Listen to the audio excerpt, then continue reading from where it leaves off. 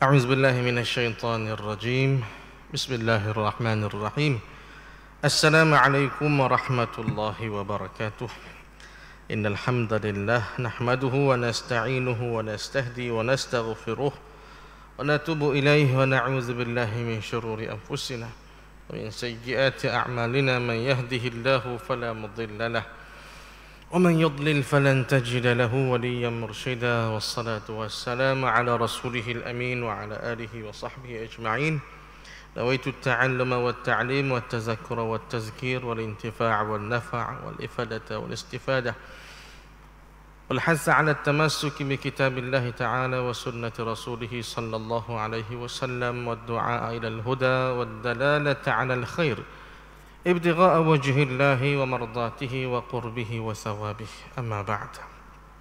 Alhamdulillah, kita bersyukur pada Allah, masih Allah Ta'ala kurniakan kepada kita semua kesihatan yang baik dan juga masa lapang yang kita dapat gunakan untuk kita menambah ketaatan kita kepada Allah dan untuk kita baiki segala kelemahan kita kepada Allah. Moga-moga Allah Ta'ala terimalah hendaknya segala amal yang telah kita buat pada hari ini sebagai amal yang saleh di sisinya insya-Allah Ta'ala. Tuan-tuan, sedang jemaah dan sedang pendengar yang dirahmati oleh Allah Ta'ala sekalian, pada 7 Oktober yang lalu, saudara-saudara kita di Palestin telah pun memasuki angka pecah rekod, iaitulah angka syahidnya telah mencapai 10,000 dah. 10,000 dah yang syahid, sama ada lelaki, wanita dan juga kanak-kanak. Masuk semua sekali itu 10,000. Dah hari ini 9 November, tadi 7 November. Jadi mungkin ada pertambahan lagi. Jadi kita kena peringat angka-angka sebegini supaya menjadi suatu kekuatan kepada kita semua untuk makin berdoa, tidak putus harap kepada Allah untuk memberikan suatu keajaiban kepada suasana di Palestin. Dan kita yakin sebenarnya kemenangan kali ini adalah berpihak kepada Palestin, kepada saudara-saudara kita di Palestin insya-Allah. Kita sambunglah kita punya perbincangan menerusi kitab Risalah Tajwidul Fatihah, pada menyatakan, memolekkan dan membetulkan hukum membaca Fatihah, susunan Syekh Tan Muhammad Saleh bin Abu Bakar daripada Lingga, Kepulauan Riau. Kita masih lagi membincangkan berkaitan dengan ayat yang kedua daripada surah Al-Fatihah, iaitulah Alhamdulillahi Rabbil Alamin.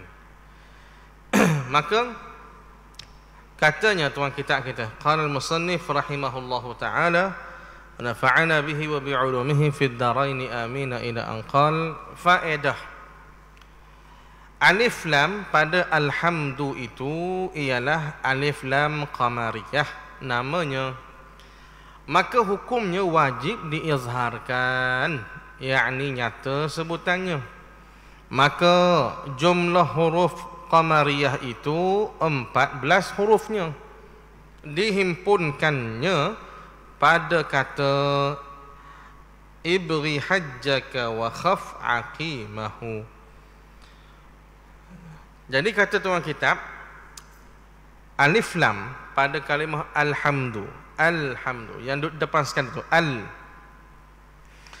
Jadi sebenarnya alif lam itu, alif yang di depan tu kita dah sebut sebelum ini, dia adalah alif ataupun hamzah wasal, dia bukan hamzah qata'. Yang mana beza hamzah qata' dan hamzah wasal? Hamzah qata' hamzah yang kita letakkan baris di atas ataupun di bawah ataupun baris depan kepada huruf hamzah itu. Adapun hamzah wasal tidak diletakkan sebarang baris tetapi diletakkan hanya simbol kepala sad, sebagaimana permulaan ayat nombor 2 surah Al-Fatihah ini, al. Jadi alif itu walaupun kita baca a, ada baris kita baca a, tetapi tengok surat, tengok di mushaf Quran tak ada baris pun. Dia hanya ada tanda simbol kepala sad. Kepala sad. Jadinya itu dipanggil hamzah wasal. Alif di depan tu. Tapi bila alif dan campur dengan lam selepas itu al, maka di situ ada hukum lain pula. Iaitulah hukum alif lam. Alif lam, yang mana hukum alif lam itu dipanggil alif lam qamariyah. Kalau dalam matan Tuhfatul Atfal disebut lilami al-halani qabla al-ahrufi ulahuma izharuha falta'rifi. Bagi lam ni dia ada dua keadaan. Jadi keadaan yang pertama kena izhar, keadaan yang kedua kena idgham. Jadi apa nama ni, yang kena izhar ataupun bacaannya jelas nyata, itulah yang dinamakan alif lam qamariyah. Alif lam qamariyah yang disebut oleh tuan kitab kita tu, alif lam pada alhamdu itu ialah alif lam qamariyah namanya. Maka hukum dia macam mana? Wajib diizharkan, yakni nyata sebutannya alhamdu. Tak boleh kita baca alhamdulillah, tak bunyi lam tu. Jadi nyata tu nyata sebutan huruf mana? Huruf lam. Kena nyata alhamdu. Jadinya alif lam qamariyah ini dia ada cara kita nak cam dia. Nak cam dia macam mana kita nak cam alhamdu. Dan kalau ada huruf lain yang kita tak perlu izharkan macam tu, ada formula ke? Formulanya ada. Kita hanya perlu kenal pasti huruf yang disusun oleh ulama ini. Kalau ada huruf-huruf yang disusun ini sebanyak 14 huruf, huruf ni ada selepas alif lam, maka kena bacalah dengan izhar. Sebagaimana alhamdu tadi. Kalaulah 14 huruf ni tidak ada, maka pada ketika itu dia akan jadi lawan kepada alif lam qamariyah, iaitu alif lam syamsiyah. Mudah. Ni sambil kita review balik ilmu tajwid yang kita belajar dulu tuan-tuan. Kita boleh murajaah ataupun ulang kaji semula. Alif lam itu ada dua lah kira-kiranya hukum alif lam tu. Alif lam qamariyah, alif lam syamsiyah. Alif lam qamariyah maknanya hukum dia wajib izhar, manakala alif lam syamsiyah hukumnya mestilah diidgham. Itu dia punya pembahagian jenis alif lam dan juga hukum dia macam mana. Baik. 14 huruf itu apa dia? Terkandung dan tersusun dalam jumlah kata ibri hajjaka wa khaf aqimahu. Ibri itu dah ada 3 dah. Alif, ba, ghain. Hamzah, ba, ghain. Ibri. Lepas tu hajjaka, ha, jim, kaf. Okey, 3 campur 3 6 dah. Wa khaf, wa, kha, fa. Berapa dah? 9 dah. 3 6 9. Lepas tu campur lagi aqimahu, ain, qaf, ya, mim, he. He, bukan ha, he. He dada. Jadi situ aqimahu tu ada 4 huruf. Ada 5 huruf situ. Jadi 9 campur 5 dapatlah 14. Saya ulang sekali lagi, ibri. Ibri. Nak ui mudah ingat ni. Lepas tu dia buat kalimah gitu. Ibri alif bering. Lepas tu hajjaka, ha, jim, kaf. Wa khaf, waw, kha, fa. Fa. Lepas tu aqimahu, ain, qaf, ya, mim, he. Capur semua tu ada 14 huruf. Maka kalau 14 huruf ini ada selepas alif lam, maka itulah dia panggil hukumnya alif lam qamariyah. Dan hukumnya kena bacalah dengan izhar, kena nyatakan sebutan lam. Misalnya alhamdu, huruf ha termasuklah ibri ha, hajjaka, ha tu ada. Lepas tu contoh lagi al-jannatu, orang zanji kan? Al-jannatu wa na'imuha. Al-jannatu, dia tak baca al-jannatu dak, al. Sebab apa dia baca al? Apa tak baca al-jannatu? Sebab dia alif lam qamariyah. Ibri hajja, jim ada. Jadi al-jannah. Al-karim, kita biasa baca Quranul Karim, Al-Quranul Karim, Al-Karim. Sebab baca Al-Karim, sebab apa tak baca Ak-Karim? Sebab apa kita tak baca Ak-Karim, kita baca Al-Karim? Kerana huruf kaf ada dalam 14 huruf tadi. Ibri hajjaka, ka, kaf, kaf ada. Dan contoh-contoh lain tuan-tuan boleh padu dengan sendirilah, buat contoh sendiri. Dan lain daripada itu ada lagi lam, alif lam yang dinamakan lam alif lam syamsiyah, kata tuan kita. Dan lain daripada itu, daripada mana? Daripada hak disebutkan tadi, huruf 14 tu. Ada lagi lam alif lam yang dinamakan lam alif lam syamsiyah, yang kita sebut tadi lawang kepada alif lam qamariyah, alif lam syamsiyah. Inilah nak cerita dah ni. Maka jumlah hurufnya 14 juga telah dihimpunkan pada syair ini. Maka ambillah setiap huruf pertama pada awal setiap kalimah. Tu. Jadi tuan kita kata huruf alif lam syamsiyah yang lawan kepada qamariyah tadi, yang hukumnya kena idgham, bukan izhar, rupanya ada 14 juga. Ada 14 juga. Gitu.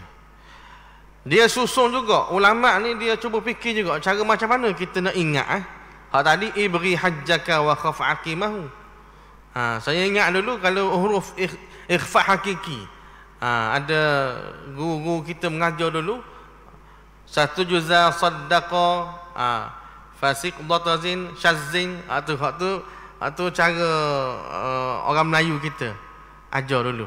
Tapi kalau orang Arab dia buat cara lain. Jadi membuat satu formula untuk memberi ingat ni adalah suatu amalan ulama kita turun-temurun bagi nak memudahkan pelajar-pelajar mengingati apa yang dia belajar. Lalu dia buatlah formula dalam bentuk ungkapan-ungkapan kata tadi. Hak tadi alif lam qamariyah, ibri hajjaka wa khaf aqimahu. Hak ni pula kalau alif lam syamsiyah, kalau kira-kiranya tuan-tuan puan-puan, kalau kita dah tahu dah huruf alif lam qamariyah, tak perlu ngapa dah alif lam syamsiyah. Sebabnya kita kira-kira kalau tak ada dalam 14 hak alif lam qamariyah tu, hak tu syamsiyah belaka. Mudah-mudah kita gitu sudah. Tapi kalau nak ngapa juga ada dia punya formula yang disediakan oleh ulama, iaitu tib summa sil ruhman tafuz dhif dhan ni'am da'su adhanni zur syarifan lil karam. Belik sikitlah. Ni dalam matan Tuhfatul Atfal belaka ni ada sebut ni. Tib summa sil ruhman tafuz dhif dhan ni'am da'su adhanni zur syarifan lil karam. Jadi ambil hak depan saja, bukan ambil belakang. Kalau kira ungkapan tu panjang, tapi yang nak diambil sebagai formula hanyalah huruf di awal-awal setiap kalimah. Contoh tib, huruf ta saja, bukan ba pun tak masuk, ta saja. Tib. Lepas tu summa, huruf sa saja. Lepas tu sil, huruf sad. Rahman, ra saja naknya. Lepas tu tafuz, huruf ta. Dhif, huruf dha. Dha, huruf zal. Ni'am, huruf nun. Lepas tu da' huruf dal. Lepas tu su'a huruf sin. Lepas tu dhanni huruf dha. Lepas tu zur huruf zai. Lepas tu yang ke-13 syarifan huruf shin. Yang ke-14 lil karam huruf lam. Jadi itu 14 huruf alif lam syamsiyah. Misalnya wat-tayyibat, wat-tayyibat. Kita tak baca wal-tayyibat, tak baca gitu. Ataupun was-salihat, tak baca wal-salihat. Kenapa tak baca wal-tayyibat? Sebab alif lam jumpa dengan ta. Ta itu termasuk dalam, ta itu tak ada dalam ibri hajjaka wa khaf aqimahu. Mudah kata gitu sudah. Hak tu pendeknya, ibri hajjaka wa khaf aqimahu tu pendek. Jadi saya rasa semua boleh ingat tu. Kalau tak ada dalam hak tu, maka itulah alif lam syamsiyah. Jadi at-tayyibat, ta tak ada dalam ibri hajjaka wa khaf aqimahu. As-salihat huruf sad, huruf sad tak ada juga. Ar-rahman ibri hajjaka wa khaf aqimahu, tak ada huruf ra. Ra tak ada. Ar-rahim pun tak ada. Mudah ya tak? Dan lain-lainnya, maka hendaklah diidghamkannya dan ia dinamakan idgham syamsiyah. Itu. Cuma baki lagi, kenapakah ulama dia menamakan hukum ini dengan alif lam qamariyah dan juga alif lam syamsiyah? Hak saya sebut-sebut tadi, hak kita baca dalam kitab ulama ni, mungkin kita semua tahu belaka. Hak tahulah. Hak tak ingat tu, ingat-ingat lupa. Hak tahu, kata aku tahu dah. Tahu dah. Okey, ada satu fakta yang menarik berkaitan dengan hukum alif lam qamariyah dan juga alif lam syamsiyah yang jarang diberitahu, iaitu nama dia. Kenapa nama dia alif lam qamariyah? Qamariyah ni maksud dia apa tuan-tuan? Bulan. Alif lam bulan. Manakala alif lam syamsiyah maknanya alif lam matahari. Syamsiyah merujuk kepada matahari. Kalau ada orang nama Syamsiyah, orang puang ni nama biasanya Syamsiyah. Kalau orang lelaki Syamsuri. Kalau orang puang Syamsiyah. Syamsun itu adalah matahari, Syamsun. Okey. Jadinya alif lam syamsiyah maksudnya alif lam matahari. Alif lam qamariyah maksudnya alif lam bulan. Kenapa dia buh nama gitu? Dah persoalan. Ulama dia mengumpamakan alif lam itu sebagai alif lam itu sebagai bulan ataupun matahari. Okey. Dan huruf-huruf yang berada selepas daripadanya itu yang kita bilang 14 tadi tu tak? Itu adalah diumpamakan sebagai bintang. Bintang. Okey. Jadi bila mana bintang berada pada bintang bertemu dengan bulan. Bintang bertemu dengan bulan. Jadi bintang ni kalau ikut sebenarnya, bintang ni ada masa mana tuan-tuan? Kita nampak lah, malam lah. Biasanya malam. Jadi bintang hanya ada pada waktu malam.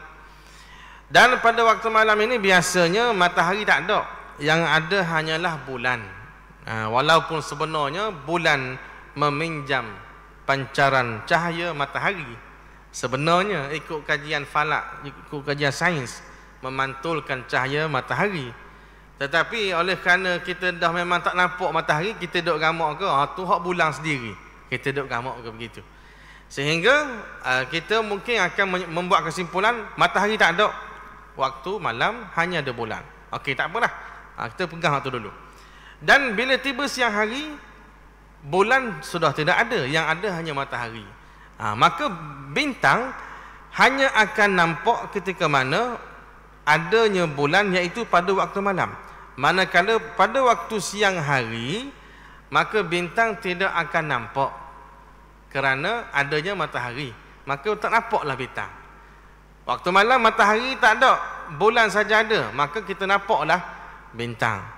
Kerana cahaya bulan tak kuat sebagaimana cahaya matahari. Cahaya matahari kuat sehingga tak nampak cahaya bintang. Maka tuan-tuan, alif lam yang diumpamakan sebagai bulan, maka alif lam itu bintang. Alif lam itu bintang. Bila bertemu dengan huruf-huruf 14 tadi, kalau huruf 14 itu dia adalah huruf-huruf yang termasuk ibri hajjaka wa khaf aqimahu, maka itu adalah dia panggil huruf-huruf bulang. Maka bintang dengan bulang, maka dia nampak. Nampak itu zahir, maka hukum dia izhar. Dia buat kiasan begitu. Dia buat kiasan begitu. Bila bintang duduk dengan matahari, huruf-huruf 14 yang disebut tadi, tibsum masir ruhman tafus dhifzan ni'am tadi, maka bintang tak nampak dengan matahari. Maka sebab itulah tidak diizharkan, tidak dinyatakan bunyinya, sebaliknya dimasukkan terus ke dalam huruf-huruf tadi, lam tu. Lam tadi. Lam yang berada di antara alif dan juga huruf-huruf 14. Itulah dia punya simbolik penamaan qamariyah dan juga syamsiyah. Lam itu sebagai bintang, dan huruf-huruf yang selepas tu 14 huruf tu, sama ada ibri hajjaka ataupun tibsum masir rahman tafus, itu adalah matahari dan juga bulan. Jadilah hukumnya sama ada izhar ataupun idgham. Habis itu. Kemudian disebut oleh tuan kita, wa dhammid dali min ghairi isba'in ma'a tarqiqiha, dan sertakan dhammah, yakni baris depan dal pada huruf dal tanpa menghabiskan bunyi. Dia terjemah gitu lah. Tapi kalau ikut terjemah hak sebenar, tanpa isba' lah, min ghairi isba', yakni tanpa isba'. Lalu tuan kitab tu ditulis pula dalam kurungan, yakni memanjangkan, atau betul, serta menipiskan dal. Okey. Kalau ikut tulisan dalam kitab ni, dia kata, dia terjemah Arab tadi, dan sertakan dhammah wa dhammid dali min ghairi isba'. Min ghairi isba' tu diterjemah tanpa menghabiskan bunyi, yakni memanjangkan, yakni tanpa memanjangkan. Saya rasa kalau tanpa menghabiskan bunyi, kita tak berapa nak faham. Tanpa menghabiskan bunyi, kita sertakan dhammah baris depan pada dal. Dal mana ni? Alhamdu. Situ baru kita ni. Ayat nombor 2 surah Fatihah baru ni. Alhamdu. Masa sebut alhamdu tu, hendaklah disebut alhamdu, bukan alhamdi, bukan alhamda. Itu nak kabarnya. Hendaklah baris itu kena jaga molek, kerana tukar baris dia boleh menyebabkan rosak makna Fatihah kita. Secara umumnya begitu. Secara detail ada lagi perbahasan-perbahasannya. Kita ambil secara umum dulu. Jadi sertakan dhammah, yakni bagi depan pada dal, itu hak sebetulnya. Maka alhamdu, dengan tanpa kita memanjangkan bunyi du tu, alhamdulillahi rabbil alamin, du tu tak berpanjang. Alhamdulillah, dia mungkin panjang ni kerana boleh jadi lagu, ataupun boleh jadi dia lambat sangat. Alhamdulillah, lambat sangat boleh jadi, ataupun ra'i ke lagu oleh orang-orang yang tukang lagu lah, qari-qari. Alhamdulillahi, contoh dia nak lagu lah, dia nak berlagu. Jadi itu yang menjadi batas sebenarnya. Du tu tak payah nak dipanjangkan, min ghairi isba'in, tanpa memanjangkan lagi bunyi kepada huruf dal itu, ma'a tarqiqiha, serta menipiskan dal. Jadi itu cara sebut alhamdu. Dia tidak alhamdu tebal sangat pun tidak, nipis sangat pun tidak sebenarnya. Alhamdu Huruf dal ini dia berada di pangkal gigi kapok gitu. Gigi kapok dia duduk di akar tu. Hujung lidah kita akan pergi tujuh kepada akar gigi kapok. Duduk situ. Alhamdulillah. Kalau perasan kita punya langit tu sebelum sampai ke selepas daripada gigi kapok nak pergi tah ke tengah langit tak, dia ada bonggok. Jadi huruf dal bukan duduk di bonggok tu, bukan duduk di atas bonggok tu, dia duduk di akar gigi kapok. Kalau gigi kapok kita duduk gitu, dia duduk situ. Alhamdulillah. Dan dia tidak keluar lidah kita. Kalau alhamdulillah tak betul pula. Alhamdulillah sebab dia dah keluar lidah daripada gigi. Dia tak keluar pada gigi dan tidak ke tengah sangat ke langit. Dia duduk di akar gigi kapok. Maka alhamdulillahi rabbil alamin. Kemudian disebut lagi wafakhimir ra'a min rabbi ma'a tasydidil ba, dan tebalkan ra daripada rabbi serta tasydid ba, yakni bersabdu ba. Kemudian tuan kita beri lagi panduan macam mana bacaan Fatihah yang sebetulnya. Alhamdu sudah. Lepas tu Rabbi tu ra tu dia kata fakhimir ra. Mesti kena tebalkan bunyi ra. Macam mana tebal bunyi ra? Gitu ra. Itulah tebal. Kalau nipih ra. Ra tu nipih. Alhamdulillahi rabbi. Ra tu masih lagi nipih. Alhamdulillahi rabbi. Rabbi tak ambuh. Dia nak ra. Rabbi. Dan berserta dengan tasydid. Tasydid ba. Tasydidkan ataupun sabdukan huruf ba. Rabbi. Jadi kena jagalah tasydid ni. Sebab ulama fiqh kita pun memang memandang serius segala sabdu ataupun tasydid ni yang ada dalam surah Al-Fatihah. Sepatutnya tuan-tuan kita kena tahu berapakah jumlah sabdu yang ada dalam surah Al-Fatihah. Sepatutnya lah. Sebab apa sepatutnya kena tahu tu?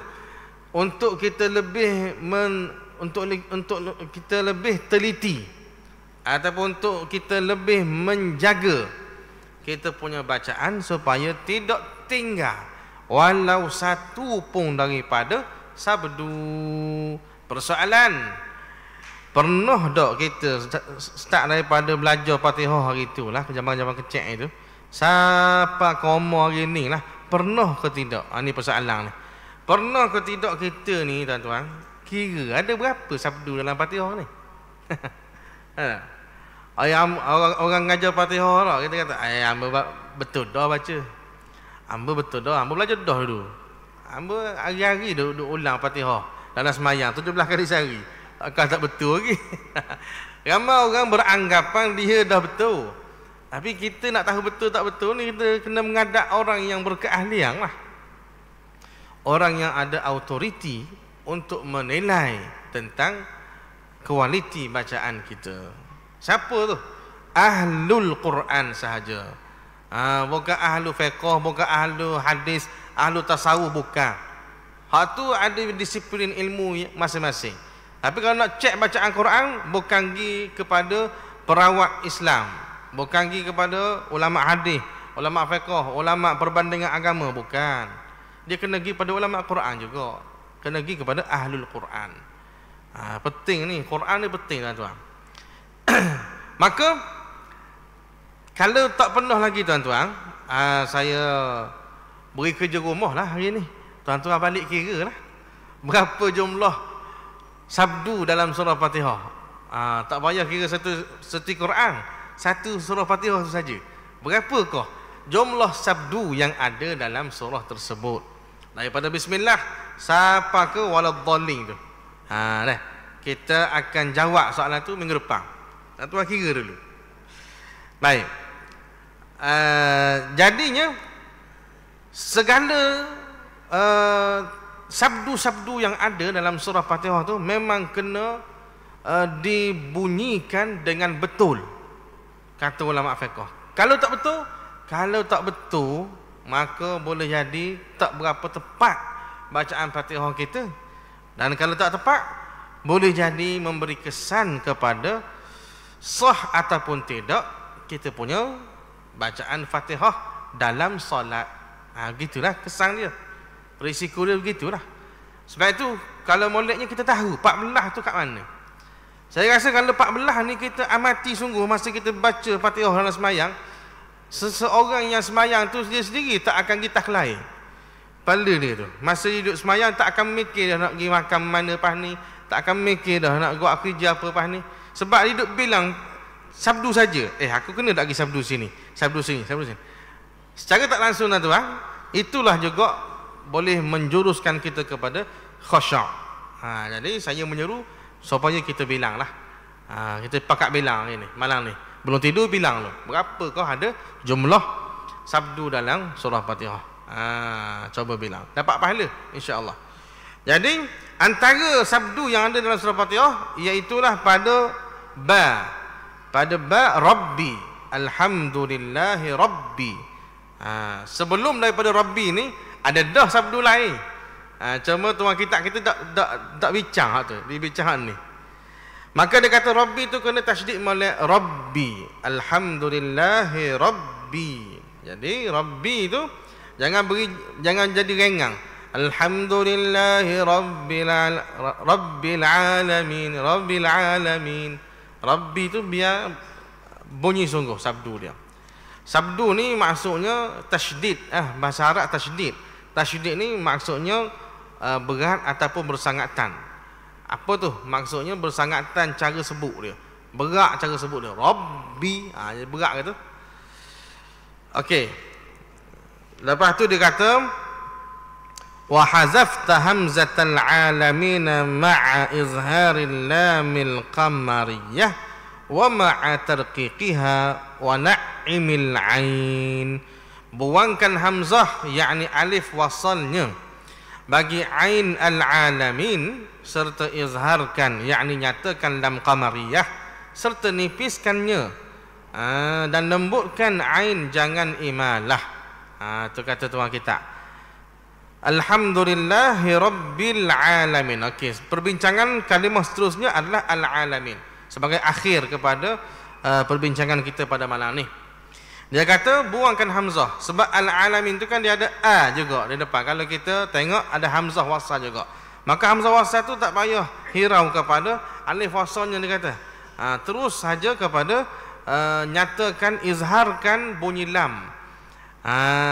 Wa hazaftal hamzatal alamin ma'a izharil lam al-qamariyah. Hukum di situ juga adalah alif lam qamariyah.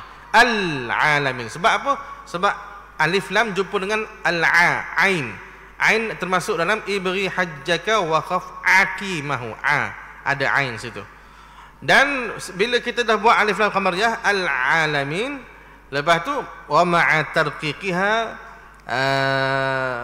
beserta nipiskannya. Nipiskan tu. Al-alamin. Dan lembutkan ain jangan imalah. Al-alamin. Jadi bacaan dia alhamdulillahi rabbil alamin. Tu hendaklah dilembutkan saja, jangan nekan sangat. Sangat nekan sangat pun tak jadi. Dia kena lembut saja. Dan jangan jadi imalah dia kata. Imalah maksudnya jangan jadi condong. Al-alamin. Kalau imalah jadi lah. Al-alamin. Mungkin orang yang nak buat jadi orang yang baca dengan cara imalah ni dia terlalu nak membuka, nak membuat istifal. Tu jadi pula dah. Dia sederhana saja. Al-alamin. Habis itu. Itu sudah habis perbincangan dalam ayat yang kedua. Alhamdulillahi Rabbil Alamin. Habis. InsyaAllah kita masuk pada ayat seterusnya pada pertemuan yang berikutnya. Qulu qawli hadza wa astaghfirullahal azim li wa lakum. Bismillahirrahmanirrahim. Alhamdulillah. Wassalatu wassalamu ala Rasulillah wa ala alihi wa sahbihi ajma'in. Allahumma anfa'na bima 'allamtana wa 'allimna mimma yanfa'una rabbana zidna 'ilma. Sallallahu ala nabiyyina Muhammad wa ala alihi wa sahbihi wa sallam walhamdulillahi rabbil alamin.